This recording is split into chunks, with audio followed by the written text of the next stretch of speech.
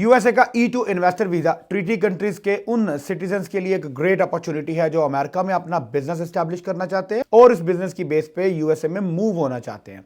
अब E2 की एक रिक्वायरमेंट ये होती है कि आपको वीजा एप्लीकेशन से पहले बिजनेस एस्टैब्लिश करना होता है और इस बिजनेस में एक सब्सटेंशियल अमाउंट ऑफ इन्वेस्टमेंट जो है वो आपको करनी होती है। अब E2 इन्वेस्टर्स का जो एक बड़ा चैलेंज है वो ये होता है कि किस तरह के बिजनेस में इन्वेस्ट किया जाए। ये सारा जो प्रोसेस है ये जिसमें बिजनेस बाइंग का या बिजनेस बिल्डिंग का जो प्रोसेस है ये कैसे होगा, कितनी अमाउंट की इन्वेस्टमेंट जो है वो होनी चाहिए और इसके जो लीगल रिक्वायरमेंट्स और पैरामीटर्स जो है वो क्या होते हैं। अच्छा, और इसके साथ साथ जो इसकी वीजा एप्लीकेशन के जो सबमिशन का प्रोसेस है उसमें भी आपके पास दो तरह के ऑप्शन होते हैं। आप चाहे तो US embassy in your home town, जैसे पाकिस्तान से आप तो पाकिस्तान में बैठ के आप यूएस एम्बेसी से अपना जो वीजा एप्लीकेशन है प्रोसेस कर सकते हैं, और अगर आपके पास B1 B2 मौजूद है तो आप अमेरिका में आके अपना वीजा स्टेटस जो है वो चेंज कर सकते हैं। तो ये जो सारी कन्फ्यूजन्स होती हैं इनकी वजह से इन्वेस्टर मेरा जो है एलियन इन्वेस्टर्स जो है इंटरनेशनल इन्वेस्टर्स वो कन्फ्यूज होते हैं कि ये सारा प्रोसेस कैसे होगा, कहां से इसको स्टार्ट करना चाहिए, स्टेप 1 पे क्या प्रोसेस होना चाहिए, इस पूरे जो सीक्वेंस है प्रोसेस का वो कैसे लेके चलना चाहिए। तो आज इस वीडियो में मैं डिटेल के साथ आपको एक्सप्लेन करने की कोशिश करूंगा कि क्या ऐसे प्रोसेसेस है जो आपको E2 के लिए कंसीडर करने हैं। E2 के लिए जब आप अपने बिजनेस मॉडल को तैयार कर रहे हैं तो जो dos and don'ts of E2 preparation है और किन स्टेप्स को फॉलो करके आप अपने एक सक्सेसफुल E2 बिजनेस के लिए क्वालिफाई कर सकते हैं। So stay tuned till the end of this video.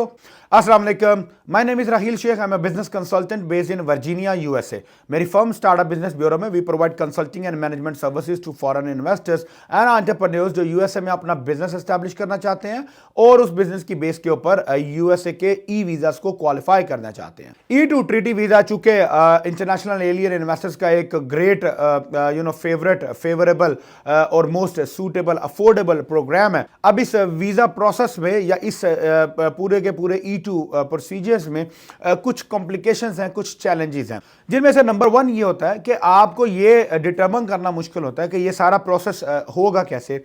इसमें स्टेप बाय स्टेप बेसिस पे जो प्रोसीजर्स हैं, जो गाइडलाइंस हैं वो कैसे आपने फॉलो करनी है या आपने कौन सा स्टेप पहले करना है, कौन सा स्टेप बाद में करना है। सो फॉर एग्जांपल आपको अपनी इन्वेस्टमेंट अमाउंट के बारे में जो है वो कंफ्यूजन होती है कि because as an investor you want to do the minimum investment but the USCIS और US embassy wants the reasonable substantial amount of investment जो बिजनेस मॉडल के हिसाब से वेरी करती है। तो कितनी इन्वेस्टमेंट अमाउंट जो है वो आपकी होनी चाहिए। इसी तरह जो सेकंड चैलेंज आता है वो ये होता है कि बिजनेस जो है वो कौन सा होना चाहिए, किस तरह का बिजनेस जो है वो एक सूटेबल बिजनेस है या आपके पर्टिकुलर सिनेरियो में कौन सा बिजनेस जो है वो आपको सूट करेगा, वायबल होगा, जिसमें लो बजट बिजनेस भी हो, ग्रोथ पोटेंशियल भी हो। नेक्स्ट अनदर कंफ्यूजन जो है वो ये होती है कि आपको किस स्टेट में जो है वो बिजनेस होना चाहिए, और अगर आप स्टेट सेलेक्ट करते हैं तो स्टेट में कौन सी काउंटी, कौन सी सिटी, किस एरिया में जो है वो आपका बिजनेस जो है वो एस्टैब्लिश होना चाहिए। So these are some of the challenges which you face as an international investor. There are a lot more. जब आप जो प्रोग्राम की डेप्थ में जाते हैं कि आपको पहले कंपनी रजिस्टर करनी है, आपको बैंक अकाउंट्स ओपन करने हैं, आपको फंड्स ट्रांसफर करने हैं, आपने जो है वो द बिजनेस का ऑडिट करना है, आपने जो है वो ड्यू डिलिजेंस कैसे परफॉर्म होगी, फंड्स की ट्रांजैक्शन जो है जो बायर और सेलर की ट्रांजैक्शन है, अगर आप जो है वो एग्जिस्टिंग बिजनेस परचेज कर रहे हैं तो बायर और सेलर की ट्रांजैक्शन जो है वो कैसे कंप्लीट होगी, बिजनेस लीज कैसे टेक ओवर होगी, अगर आप नया बिजनेस का सेटअप कर रहे हैं तो वो नए बिजनेस का सेटअप जो है वो इंफ्रास्ट्रक्चर कैसे बिल्ड होगा, उसके प्रोसीजर जो है वो कौन प्रिपेयर करेगा, और इस तरह के बहुत सारे डिफरेंट पैरामीटर्स आते हैं। तो हम इनको स्टेप बाय स्टेप पे लेके चलते हैं। नंबर 1 जो आपको सबसे पहला स्टेप करना है वो ये है कि आप ये डिटरमाइन करने से पहले कि ये प्रोसेस कैसे होगा, आप ये डिटरमाइन कर लीजिए कि आपने किस प्रोफेशनल सर्विसेज कंपनी को जो है वो हायर करना है या अपॉइंट करना है। अब होता ये है जैसे मेरे बहुत सारा क्लाइंटल जो है वो अगर कोई एग्जिस्टिंग बिजनेस बाय करना चाह रहा है तो वो ट्रैवल करके यहाँ पे अमेरिका आ जाता है, और ये बहुत कॉमनली बहुत नॉर्मल होता है। वो ट्रैवल करते हैं, यहाँ पे आते हैं, जैसे वर्जीनिया आ गए, मेरे पास आ गए, या टेक्सास में, ह्यूस्टन में, कैलिफोर्निया में, जिस भी स्टेट में आपने जाना है, तो without any preparation and planning आप यहां पे ट्रैवल करके आते हो because you are coming here for the market exploration, या आप जो है वो मार्केट में बिजनेस को जो है वो फाइंड करना चाहते हो। तो अब प्रॉब्लम ये आएगी कि अगर आप प्रॉपरली प्रिपेयर्ड नहीं हो तो आप आने के बाद भी कोई बिजनेस फाइंड आउट नहीं कर सकोगे। अगर कोई बिजनेस मिल जाएगा तो आप उसको टेक ओवर नहीं कर सकोगे। अगर बिजनेस टेक ओवर करने के लिए जाओगे तो आपके पास डॉक्यूमेंट्स तैयार नहीं है। तो basically step one should B कि आप जिस भी प्रोफेशनल कंपनी के साथ, अटॉर्नी के साथ, कंसल्टेंट्स या ब्रोकर्स के साथ काम करना चाह रहे हो तो step one should be that you need to get them on board ताकि they can guide you and navigate you in the whole process. अच्छा, अब आप जब अपनी जिस भी कंपनी के साथ आप अपॉइंट या एंगेज करना चाह रहे हैं, because then every company has their own procedures, फिर वो आपको अपने प्रोसीजर और अपने एसओपीज के अकॉर्डिंगली स्टेप बाय स्टेप पे सारे प्रोसेस को लेके चलेंगे। But after you finalise the company, the next thing before you take any action, या आपके आने से पहले, फ्लाई करने से पहले, अमेरिका में आने से पहले, बिजनेस ढूंढने से पहले, जो इंपॉर्टेंट फैक्टर्स हैं वो आपको ये कर दें कि आप अपनी स्टेट सिलेक्शन करें कि आपने किस स्टेट में बिजनेस एस्टैब्लिश करना है। अच्छा, स्टेट सिलेक्शन में भी आपके डिफरेंट जो है वो पैरामीटर्स, डिफरेंट रिक्वायरमेंट्स होनी चाहिए। Usually as an international investor आपका जो सबसे बड़ा जो क्राइटेरिया देखने में आया है स्टेट सिलेक्शन में वो ये होता है कि जहां पे टैक्स कम हो। So honestly speaking, for me as a business adviser and a business consultant, I do not recommend कि आप स्टेट सिर्फ और सिर्फ टैक्स रेट्स के अकॉर्डिंगली जो है वो सिलेक्ट करें, because that can be one of your criterias but that should not be the only criteria for state selection.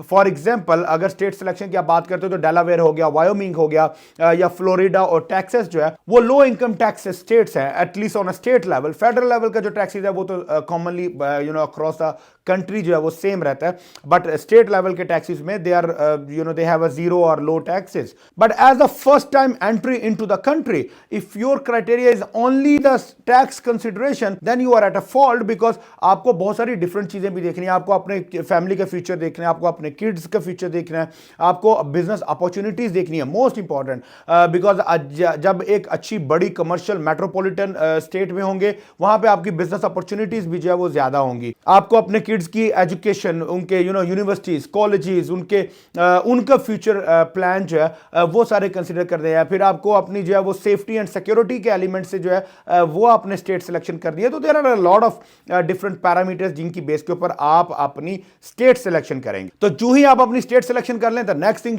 You should do it is the company registration. आप एक LLC register करें ताकि आप अपना एलएलसी, टैक्स आईडीज और bank account के जो documentation है वो पूरे कर सके। ये जो सारा प्रोसेस है ये 6 to 8 weeks and sometimes even 10 weeks तक जो है वो ये टाइम कंज्यूम करता है। तो मेक श्योर कि आप ये सारा जो प्रोसेस है ये आप अपना पहले स्टार्ट कर लें, बिकॉज अगर आप यहां पे लैंड करते भी हैं, अमेरिका में आते भी हैं, या आप अपना प्रोसेस स्टार्ट भी करते हैं, आपको आज अमेरिका का सबसे बेस्ट बिजनेस भी को मिल जाए मार्केट में अवेलेबल फॉर सेल, और आपकी उसके डील और नेगोशिएशंस भी कंप्लीट हो जाए, तो trust me, without these all procedures you can not do anything. आप वो बिजनेस बाय नहीं कर पाओगे because you are not a buyer ready. So we need to create your buyers profile.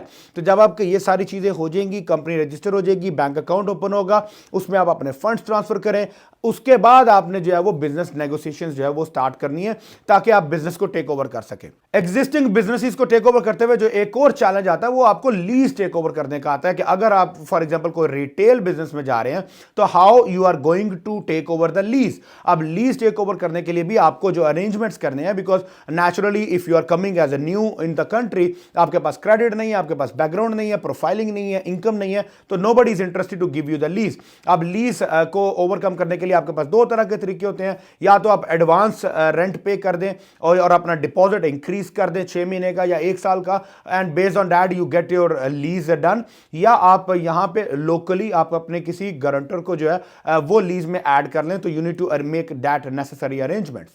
और ये सब प्रोसीजर होने के बाद ही आप एक क्वालिफाइंग बिजनेस को परचेज कर सकेंगे। And remember one important factor कि जब आप ये सब डॉक्यूमेंट्स होंगे, आपकी प्रोफाइलिंग क्रिएट होगी, now if you go and start finding the business, it should not be कि any available business for sale would qualify, या आप कोई भी जो मार्केट में अवेलेबल है बिजनेस वो परचेज कर लोगे। We need to perform a very strict due diligence on the business before we purchase.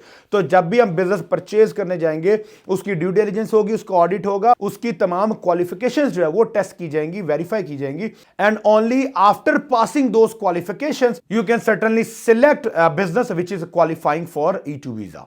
So hope this video will help you in understanding and determining what are the steps, what are the procedures which you need to do when you decide your next business move, your next investments, or if you plan to start for an E2 visa. So US business से related या E2 visa से related आपके कोई further questions हो, कोई concerns हो, तो feel free to reach out to me. Me and my team would be happy to address all of your concerns. Thank you so much. Assalamu alaikum.